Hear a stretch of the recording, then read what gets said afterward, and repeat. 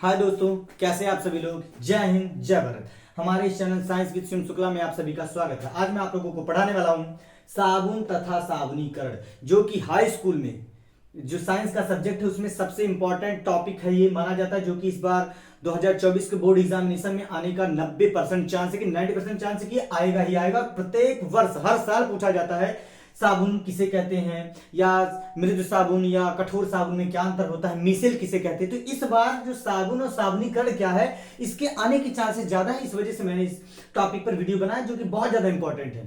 तो ध्यान से समझिए कि साबुन क्या होता है। देखिए साबुन क्या है, मैंने पहले से लिख रखा है कि साबुन उच्च वसीय अम्लों के सोडियम या पोटेशियम लवण होते हैं। साबुन क्या होते हैं, एक प्रकार के साल्ट होते हैं। किसके? उच्च वसीय अम्लों के सोडियम या पोटेशियम साल्ट होते हैं। अब अगली चीज, ये लैंग्वेज अगर जो आपको समझ में नहीं आ रही तो आप सीधा सीधा समझिए कि जो साबुन है बनाया कैसे जाता है। साबुन बनाने के लिए हमें वनस्पति तेल चाहिए। वनस्पति तेल का मतलब या तो तिल का तेल हो गया, अलसी का तेल हो गया, नीम का तेल हो गया, और उसके बाद में आप महुए का तेल ले सकते हैं। तो विभिन्न वनस्पति तेल, जब वनस्पति तेलों की क्रिया हम सोडियम हाइड्रोक्साइड या पोटेशियम हाइड्रोक्साइड के साथ, समझ में आ रही बात, कास्टिक सोडा या कास्टिक पोटाश जिसको आप कहते हो, सोडियम हाइड्रोक्साइड या पोटेशियम हाइड्रोक्साइड के साथ करवाते हैं तो हमें ग्लिसरीन यानी कि ग्लिसरीन प्राप्त होता है। और उसके बाद में और हमें प्राप्त होता है एक साल्ट प्राप्त होता है। जो साल्ट प्राप्त होता है वही होता है साबुन। तो आइए समझते हैं कि साबुन क्या होता है रिएक्शन के माध्यम से, और जो आपको बोर्ड एग्जाम में लिखना है। ये आप डेफिनेशन लिखने के बाद आप रिएक्शन कैसे लिखेंगे। हम वसा या तेल लेते हैं, हम लेते हैं ट्राइस्टीएरिन, एक वसा है, तेल है, जिसका फॉर्मूला होता है CH2O COC17H35, यही है। फिर CHO COC17H35, फिर हो गया CH2O COC17H35। ये एक ऑयल है, या आप वसा मान सकते हो, या कुछ भी जो भी आपको समझ में आए। ये ऑयल है, ट्राइस्टीएरिन वसा है एक। इसकी क्रिया जब हम सोडियम हाइड्रोक्साइड के साथ करवाते हैं, आपको यहाँ 3 मॉलिक्यूल लेने हैं। सोडियम हाइड्रोक्साइड NaOH, फिर हमने यहाँ ले लिया NaOH। अब जब हम इसकी क्रिया करवाते हैं, और इसी क्रिया को हम कहते हैं साबुनीकरण। क्या कहते हैं? साबुनीकरण। ध्यान से देखिए, अब इसमें साबुनीकरण में क्या होता है कि जब हम किसी वनस्पति तेल का क्रिया सोडियम हाइड्रोक्साइड या पोटेशियम हाइड्रोक्साइड भी ले सकते हैं, QH भी ले सकते हैं, कि क्रिया जब हम इससे करवाएंगे तो यहां से ये पार्ट टूट जाएगा। ये जो CH2 पार्ट दिख रहा है ना आपको, ये चीज ये यहां से अलग हो जाएगा, और ये यहां से अलग हो जाएगा, और ये वाला भाग यहां से अलग हो जाएगा। इतना क्या हो जाएगा? अलग हो जाएगा। और इतना जब ये अलग होगा तो इस पर एक Na पर प्लस है, OH पर माइनस है। ये OH वाला पार्ट CH2 के साथ जुड़ेगा, ये OH पार्ट CH के साथ जुड़ेगा, ये OH पार्ट CH2 के साथ जुड़ेगा। तो पहले हम यही बना लेते हैं। तो बचा क्या? CH2 single bond CH single bond CH2, यही है। अब ये OH इसके साथ जुड़ा, ये तो इतना पार्ट अलग हो गया, इसको आप अलग कर लीजिए। अभी इतना ही समझिए, सिंपल सिंपल OH, और यहां पर फिर OH, ये हो गया OH।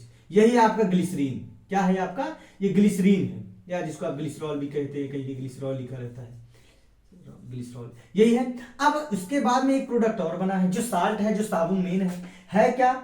अब ये है C17H35। क्या लिखेंगे यहां पर? आप लिखिए यहां पर C17H35, यही है C17H35। इसमें भी है, इसमें भी है, इसमें भी है, 3 है। देखिए ध्यान से, एक ही बार हम लिख रहे हैं।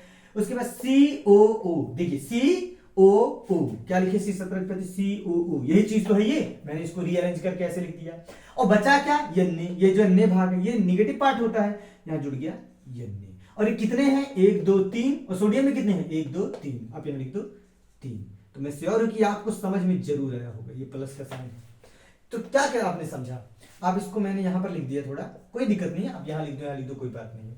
तो क्या क्या प्राप्त हो? ग्लिसरीन, और ये आपका प्राप्त हो गया सॉप या साबुन जिसको आप कह सकते हो, या सोडियम उच्च वसीय अम्लों के सोडियम लवण है ये। अगर आप यहाँ KOH ले लेते तो पोटेशियम लवण हो जाता है। तो साबुन क्या है भाई? साबुन उच्च वसीय अम्लों के सोडियम या पोटेशियम लवण है। अर्थात साबुन को जो तेल होता है, या सोडियम हाइड्रोक्साइड या पोटेशियम हाइड्रोक्साइड की क्रिया द्वारा ग्लिसरॉल प्राप्त होता है, और जो लवण प्राप्त होता है वही क्या है? यही आपका साबुन है। तो आपको मैं श्योर हूं कि समझ में। अब साबुनीकरण क्या है भाई? साबुन बनाने की जो क्रिया है उसी क्रिया को हम कहते हैं साबुनीकरण। जैसे ये दोनों क्रिया हो रही है, ऑयल और NaOH क्रिया कर रहे हैं, तो क्रिया के दौरान ग्लिसरॉल और सॉल्व बन रहा है, इसी क्रिया को कहते हैं साबुनीकरण। और साबुन क्या होता है मैंने आपको बता दिया। अब एक चीज, एक क्वेश्चन बहुत बार पूछा जाता है कि मृदु साबुन और कठोर साबुन क्या होता है? भाई मृदु साबुन वह साबुन होता है अगर जो हम साबुन बनाने में KOH का प्रयोग करें, सोडियम हाइड्रोक्साइड का प्रयोग कर रहे हैं, तो मृदु साबुन होगा, सॉफ्ट साबुन होगा। और कठोर साबुन क्या है? अगर जो NaOH का प्रयोग कर रहे हैं तो कठोर साबुन होगा। बहुत ही आसान है ये, तो समझ में आ गया होगा आपको। मेन डिफरेंस यही है कि यदि हम साबुन बनाने में KOH का प्रयोग कर रहे हैं तो जो साबुन प्राप्त होगा मृदु साबुन, यानी कि मुलायम साबुन, सॉफ्ट साबुन जिसको आप कह सकते हो। नहाने वाला साबुन में कॉमनली KOH ही रहता है, तो ये साबुन हो गया KOH। और NaOH का प्रयोग करें तो वो कठोर साबुन है, दैनिक जीवन में प्रयोग होने वाले जो साबुन से वगैरह है। तो इस तरीके से अब आपको समझ सकते हैं अच्छे साबुन कौन से हो सकते हैं, जिसमें अच्छे तेलों का प्रयोग किया जाए, सुगंधों का प्रयोग किया जाए, सेंट वगैरह का प्रयोग किया जाए, चंदन का प्रयोग किया जाए, नीम का प्रयोग किया जाए, एंटीबैक्टीरियल प्रोडक्ट का प्रयोग किया जाए। तो ऐसी चीजों का जो हम प्रयोग करें साबुन बनाने में, तो साबुन अच्छे होंगे।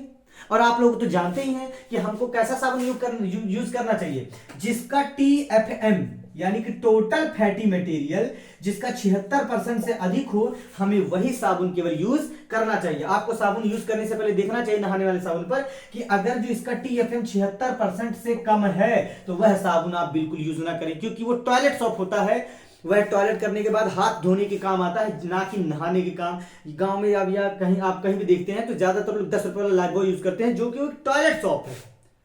जितने भी एड दिखाते हैं एक्टर्स वगैरह, वो सब ये सब सॉप यूज थोड़ी करेंगे। या कोई भी व्यक्ति, हमें जो साबुन यूज करना है तो हमें एक बार जरूर देखना चाहिए कि वो हम कौन सा साबुन यूज कर रहे हैं, उसमें जो TFM है कितना है। यदि 76 से यह कम है तो वह साबुन बिल्कुल मत यूज करिए, वो खतरनाक भी हो सकता है, ठीक भी नहीं है आपकी स्किन के लिए। और अगर जो आपको अच्छा साबुन यूज करना है तो उसका TFM देखना जरूरी है, 76% से अधिक होना चाहिए। और अगर जो यह मेरा वीडियो आपको अच्छा लगा हो तो प्लीज इसको लाइक भी करिएगा और शेयर भी करिएगा। और जो भी बच्चे इस पर नए होंगे तो वो सब्सक्राइब करना बिल्कुल ना भूले, जो आपके बोर्ड के एग्जाम के लिए बहुत इंपॉर्टेंट है। मैं ऐसे ही इंपॉर्टेंट टॉपिक बनाता रहूंगा, और तो मेरे साथ जुड़े रहिए। इसी के साथ जय हिंद, जय Bharat and best of luck for your board examination.